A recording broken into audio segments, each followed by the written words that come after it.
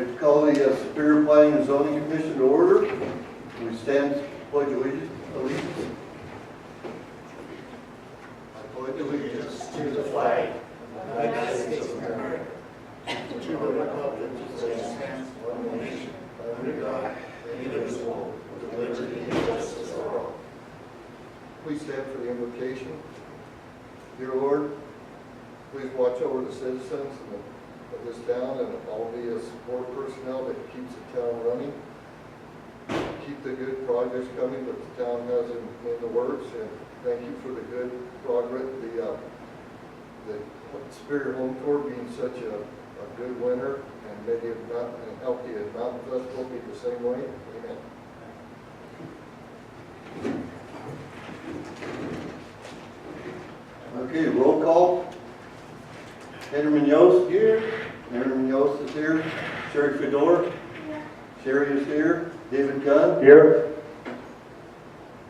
Is here. Matt Nashaw is here. Jess Garcia is not here. Hank is not here, and Joy is not here. Is that a quorum? We made a quorum before. Okay.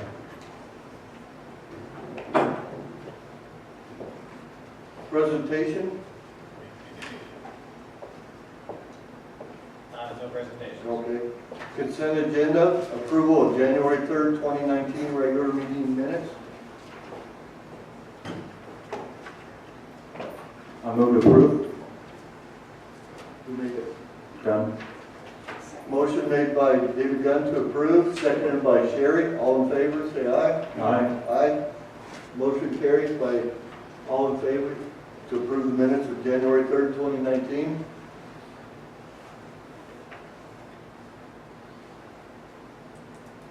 New business.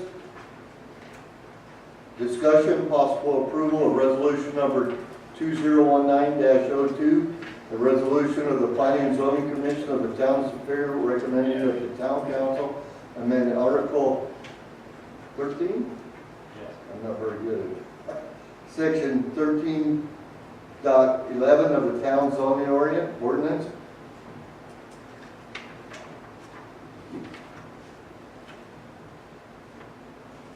Mr. Chairman, I have a couple of comments.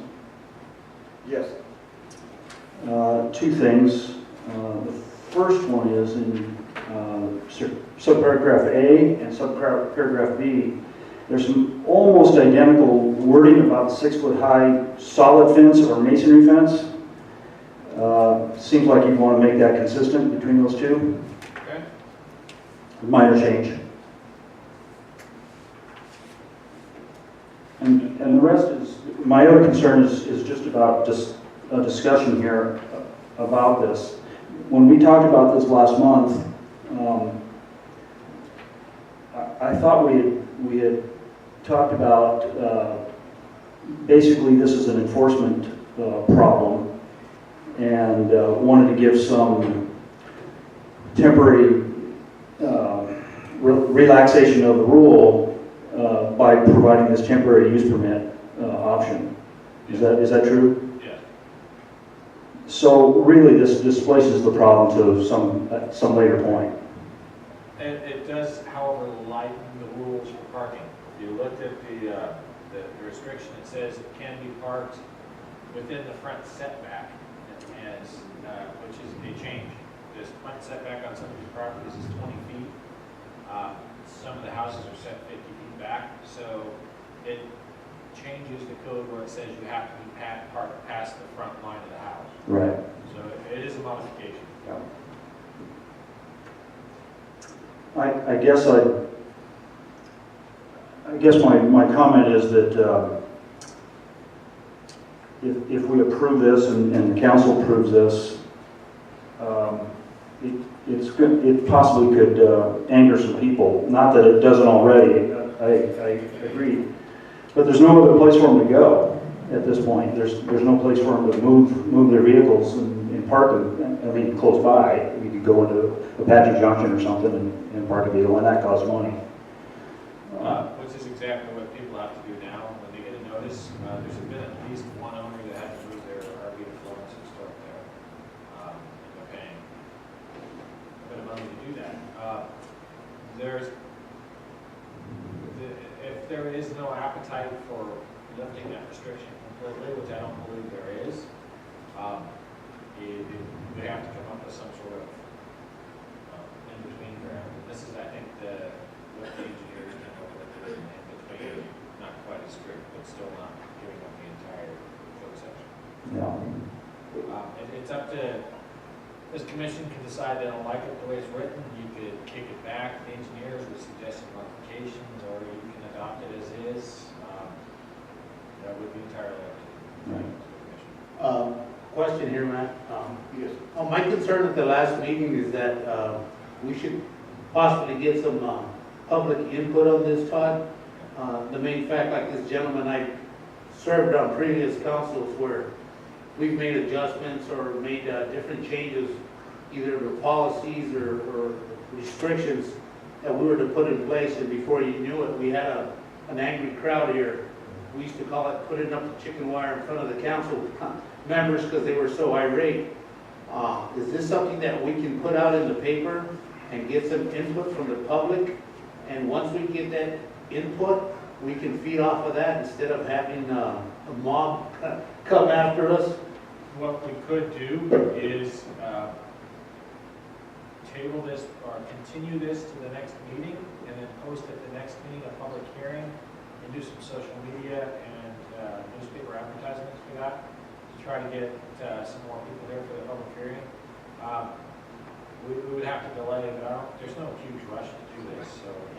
And my other concern too is that we can hear their concerns on how they're either strapped financially or the inability, due to the fact that we're not designed like, say, Savanwell or Kearney, where they have access to their backyards and all they have is their front yards, being that, we weren't designed that way. We do that, I think that's going to be in the best interest of the community. And get these rules laid out so everybody actually understands what we're looking at. Because once we put something out there, then they'll come back later and they're going to say, well, this is not what we understood was being placed, and not get into a shouting match with the public here. I don't think in this issue we have found a solution that makes everyone happy. No, we won't. I don't think there's going to be one, but so public outreach makes a lot of sense. And that way, at least if they have certain concerns, that we would be able to work with them. Because what's happened in the past, and I've heard it from other people, because this city's tried to enforce that in the past, and we've had what they call selective enforcement, where you have one individual says, hey, that person's related to the council member, why aren't they moving their cars or their trailer or their boat? You know what I mean?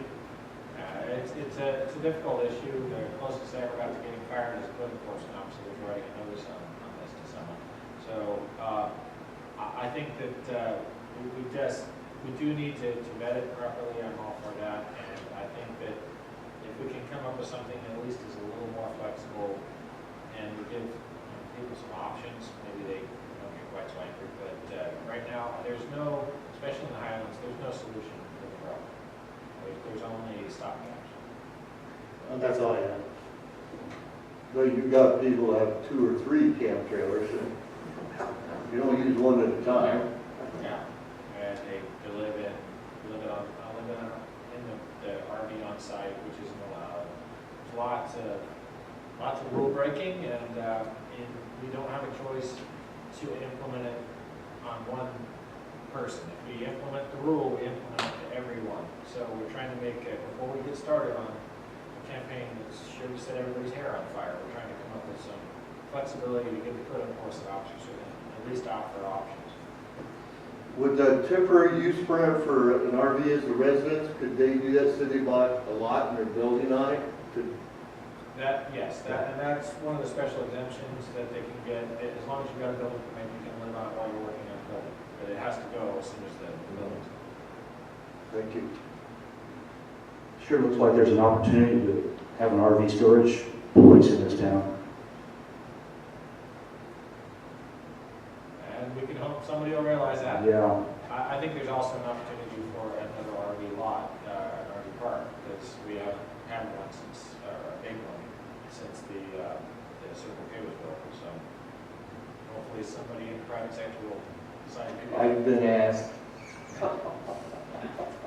We have economic development people who have reached out to those sort of people, and we are trying to shake the trees on something like that. But, thus far, nobody has come to the table. Matt, I think you got somebody from the public here who wants to say something. Question?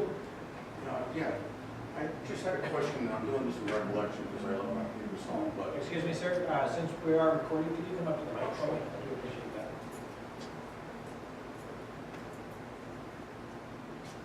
hi, my name is Ken Tuttle.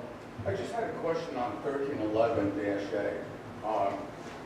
I know you're talking about RVs now, and one of the purposes of that section is to get rid of junk cars also, which sometimes causes a problem within the community too, because some people keep so much stuff in their front yard, it looks like kids who did it ran. But I just wanted to go back to the section A, the way it's written. Do you have something written there as far as for the commercial properties, that there's no hazmat to be allowed on the site?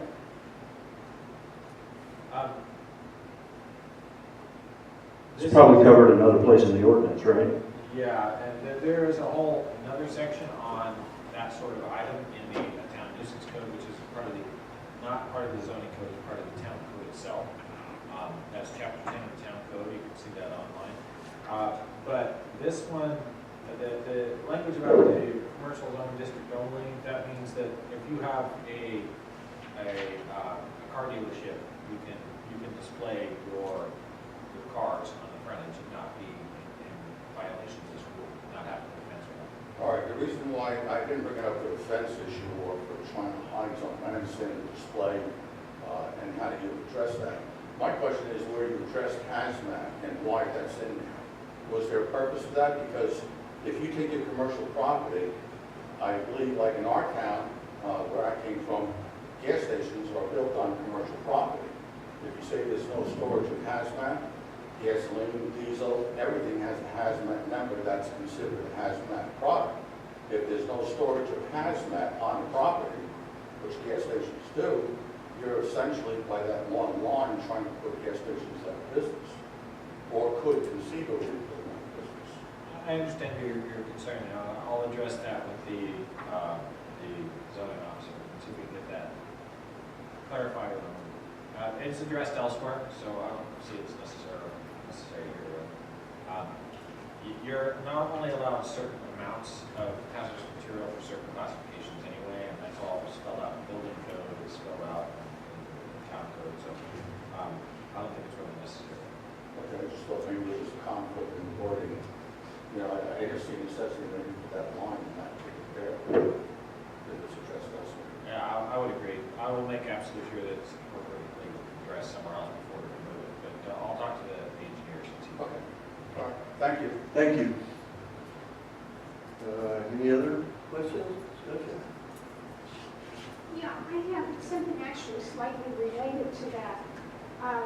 We're talking about shielding of various unsavory materials here. Can we do anything about the industrial areas?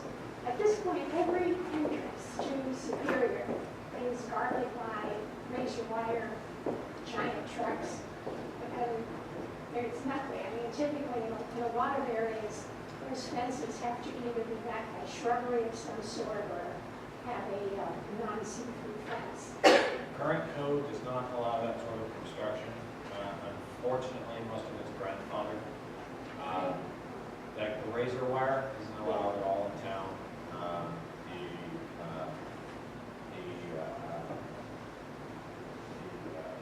Fencing along the top of the chain link isn't allowed. You are allowed to do in certain commercial zones, you're allowed to do 10-foot fencing or 8-foot fencing, but not in most of the areas where it's being used right now.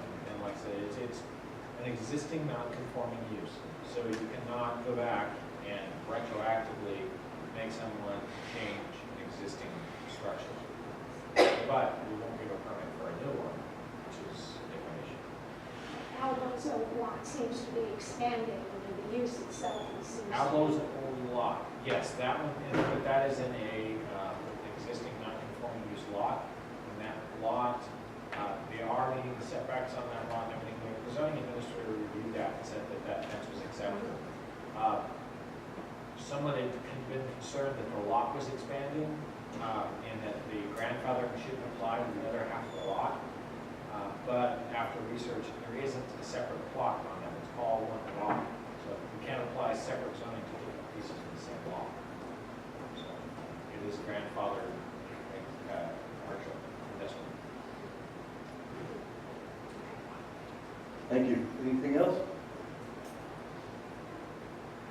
No. Carrie? Okay, we'll go on to number 2, discussion on progress 727. Do we need to vote on this before we're on? Yeah, if you can vote to table it Okay, and extend it and continue it to the next meeting. do I hear a motion? I move that we table this until the next meeting. I'll second that. Okay. Motion made by David Gunn to table till next meeting on resolution 2019-02, seconded by Henry Munoz. question. Will that include advertising for public meeting? Okay. Do I all vote? Henry, how do you vote? Aye. Yes by Henry Munoz, in favor of resolution. Sherry? Aye. Sherry voted yes, in favor of resolution. David? Aye to table. And I think the clarification is that the motion is, they're voting for the motion, not for the resolution. Oh, I'm sorry, to carry the motion over to the next meeting. Yeah. That's what I vote for. Aye for me. Matt, in favor of carrying the motion over to the next meeting?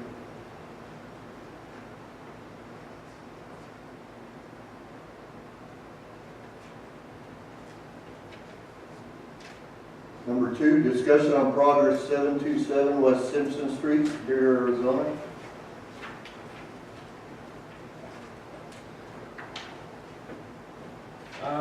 The repair work was delayed on this. We had to get pretty harsh with the contractor to get him to do it. We were going to deny all his permits and give him a stop work order until he came back and repaired that street. It's been sitting like that for, I don't know, 3 or 4 months now. We've kind of lost our patience with the contractor. So they have been working like crazy people and are busily patching all of that asphalt. So I don't know if they've done the alley yet. I didn't see if they fixed that hole in the alley, but they have done Simpson itself and widened it out back to where it's original at least. So we can see now what the final length would be and how that would affect. The action, I'd be happy to hear the discussion on it. The action, if the council, if the request is being made by the public to make that one way, that would have to be probably a council action. So they would have to formally submit a request to do that. And we would run it back by the Planning and Zoning Commission and by the council to do that final action. If we're just discussing the issue, we can discuss the issue tonight, but no formal action can be taken without, deciding exactly what should be done. Then we'll probably be tasking the engineer for the study of what the traffic flows are in that area and coming up with an actual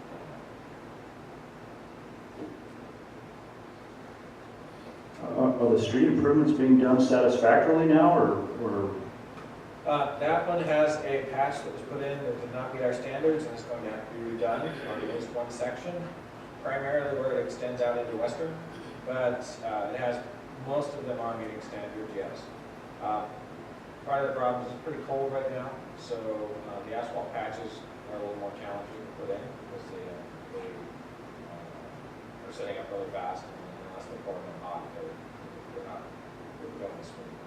But on the Western, there's where the trench on Simpson comes into Western, and it's the one on Western, where it's subsiding, it's already sinking.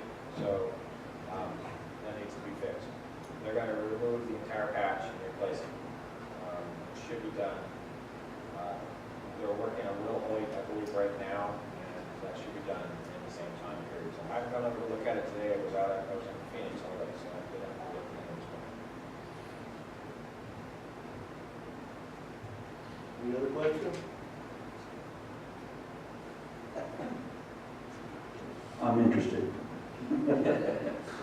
Gotta address the microphone. We are Where's the camera? over there. If you go on the website, you can watch your entire meeting. We all like to be stars. I think a grand total of 2 people have watched the meeting so far. Yes, I'm Anne Marie Morgan, and I'm the owner of the house, 727 Simpson. And in November, I believe, was when. You should have spoken to your mic. Oh, I'm sorry. In November was when I addressed the zoning board. And I had never heard a word from anybody about that. I haven't heard anything. I did go to Todd's office and ask when I was going to be here for discussion. Nobody has talked to me. I did not care about the pavement. That's irrelevant. I'm concerned about the traffic. It's not wide enough for 2 cars, in my opinion. And I'm satisfied with what the gas company did. They were really wonderful. As far as the alley is fine, except for on 2 is that Belmont. Your car will hit.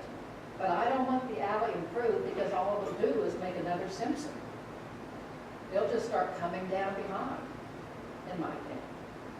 So what I would really like at the very minimum is a slow sign, something. They speed down there and you can't even have anybody come into my house in the front. Now, I know that that is like a trail. That wasn't really a real street, I think, wide enough. I don't know what it used to be. And the buildings, the commercial buildings are here, and my mailbox in the front of my house. And I come in the back. But if somebody wants to come and visit me, they're going to have to come in the front. And the speed and everything is just really concerning. And if you come off Western, going on to Simpson, you cannot see, at least I can't, if somebody is coming from Belmont on Simpson. It's very dangerous. So I would just like, I personally would like a one-way street. The median has really made Simpson an alternate 60. So I would like, but the alley is fine. I don't want any more traffic, except for that one ramp or something we could put on that. So you could get, my car will hit. And so I go the other direction. But it's the fact that I know it's a terrible problem, because Belmont, you cannot, let's see. Can't cross the highway and enter to Westland. That's right. You can't go west. So everybody's coming either on Valentine or Simpson, in my opinion. And Valentine, it's just the median has messed up the whole area over there. Not just Simpson, the whole area. So I would like to have something done. We'll have to have the engineers look at it. Part of the problem in that area is there's only 3 roads that go through there. Valentine isn't any wider. It's about the same width, same problem. And it's in much worse shape and it's on a slope. The other 2, we've got Brown and then the Ray and Martin, which are, I think, are both one way. So they're very narrow and one way. So there's not any, the pass between Western and Belmont are not great to start with. So we're going to have to talk to engineers. They're going to have to do a traffic count of some sort and study. I know that CAG is currently doing traffic counts for the town. So as soon as that data comes out, we'll forward it to the engineers and we'll do a study to see whether one way is acceptable. Well, the gas company has had, excuse me, Okay. the gas company, for example, on the Hernandez house, which is at Belmont and Simpson, they have, their meter is on the street. And they have pole, the poles there. My water meter is there on the street. And it's the fact of the width of the street and the amount of traffic is what my concern is, and the speed. And just, again, my concern would be, how are we gonna get that traffic? We get traffic backing up one place, it's just gonna move somewhere else. So we have to make sure wherever we move it is ready for that load. No, I agree. I agree, because people are having to get from Belmont over. So the ADOT project was built using federal money, so it has to meet federal ADOT standards. So because it was built with that money, those medians have to stay. After, I believe, 10 years, the money, the grant expires pretty much, and you can address the medians if you want. We would probably have to pay for that, and ADOT would have to approve it. But I believe Safford will theirs out. That's a question for the future, and it's going to be an expensive question. And they say the reason those are ADOT standards is it's intentionally inconvenient, is what the head of ADOT explained it to me. They want it to be inconvenient, so you do not go across. And when people cross the highway is when we get accidents. And, I've been on the fire department a long time. I've seen a lot of accidents crossing the freeway here, and I haven't seen any since the new medians were put in. Obviously, they're working for safety. They're a pain in the derriere, but they're supposed to be. Who puts up the slow sign or the speed limit sign? We will talk to the engineers, and I will tell them those options. You can say it's one way, or slow signs, or I believe there's limits on what we can do with speed bumps. There are rules. We're not allowed to pay for it. You have to get a neighborhood together and pay for it or something. But I'll have to talk to the engineers about that as well.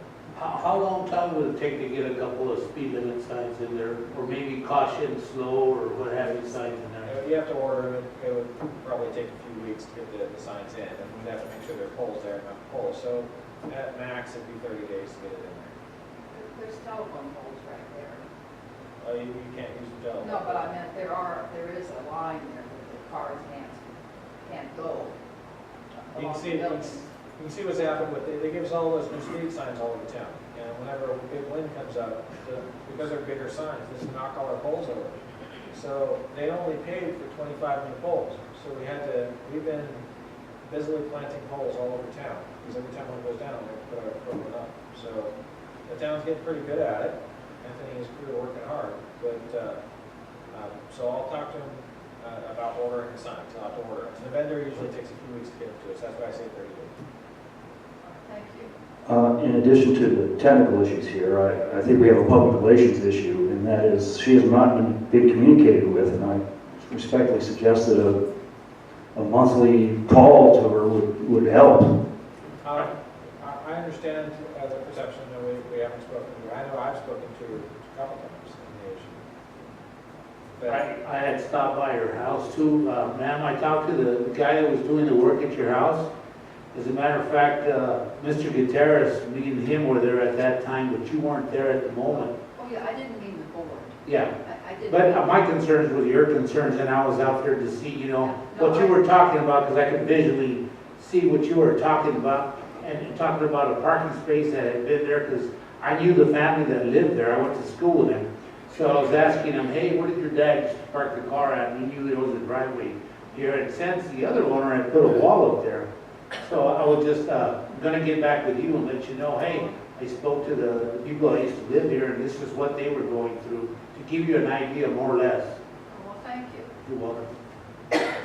I just, I want to make sure we do the study right. We don't want to be hasty to action, and waiting until the project was done was the decision we pretty much came to the last one. So the project's done now, so I'll go off the engineers and put them to work. Any other questions? No. Call to the public, any comments? Yes, sir.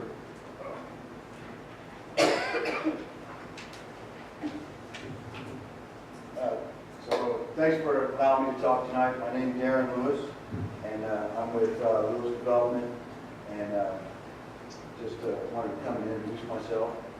With my wife and I are considered moving into the community. We made some investments here recently.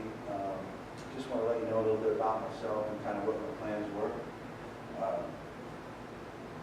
Really, I'm from a small town just like this in Indiana. Well, there's 500 people in the town. I'm an Air Force vet, so my integrity, I hold that in high regard. I worked for a company called Granger for 18 years, and we sold industrial supplies. And in there, I wasn't in sales, but I was more in the warehousing side of it. So after 18 years, I just got tired of the daily grind. So I had a little bit of money. I'm not a big investor. I'm kind of small potatoes. I'm new at it. I'm learning. I learned a lot in the last couple of months. But so I'm also planning on doing some tiny homes. So one of my properties is across from the bakery here. And so I wanted to put several tiny homes there to help with the infill housing here in the community. I want to also, one of the reasons I started this was when my son got out of high school and there was no affordable housing for him. He had to go find somebody to move into the room.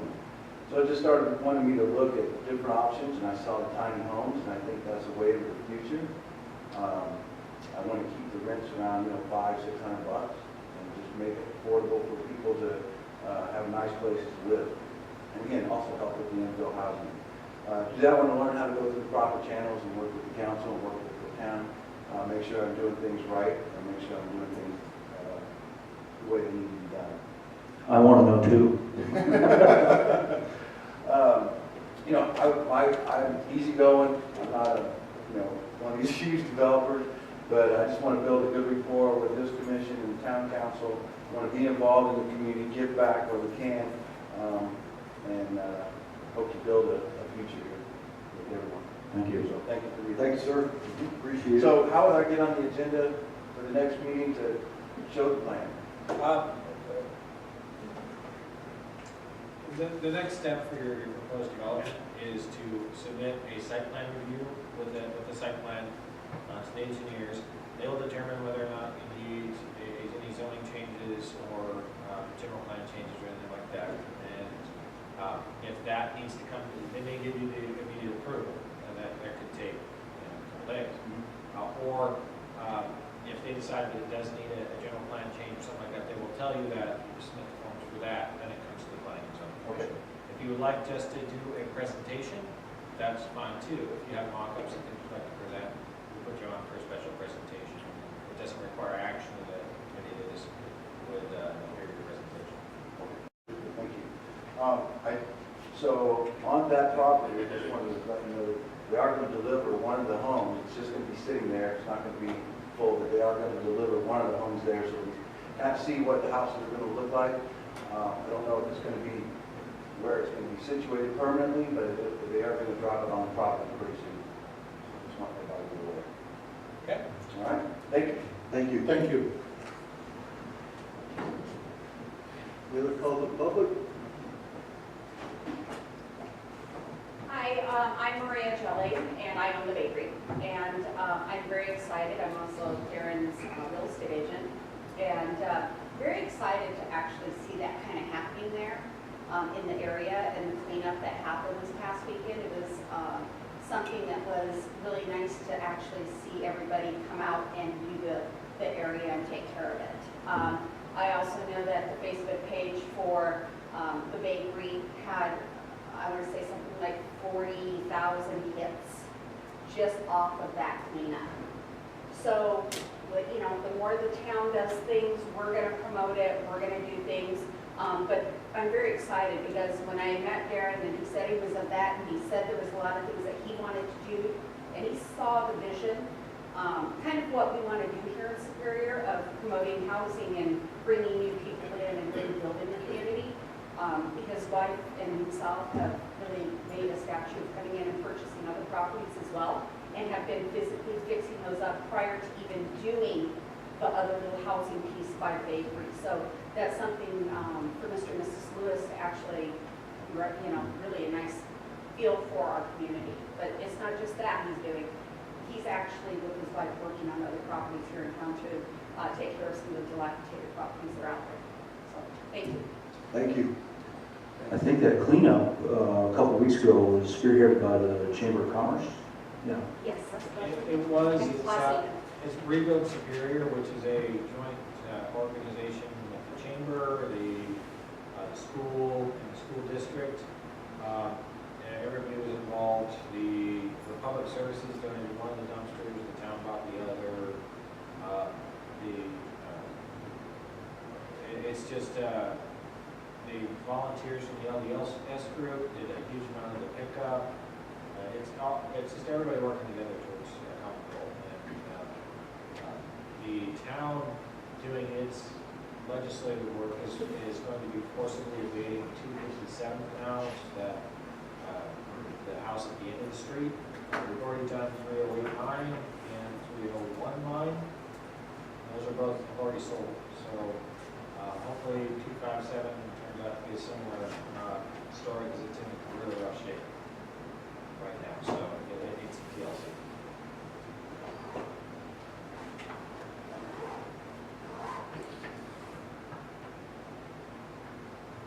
Anything else? Appreciate everybody speaking, and the info is very informative. Do I hear a motion to adjourn? Make a motion. Motion made by Henry to adjourn the meeting, second. Do I hear a second? Seconded by Sherry. All in favor, say aye. Aye. Motion carries to adjourn the Planning and Zoning Commission of Superior.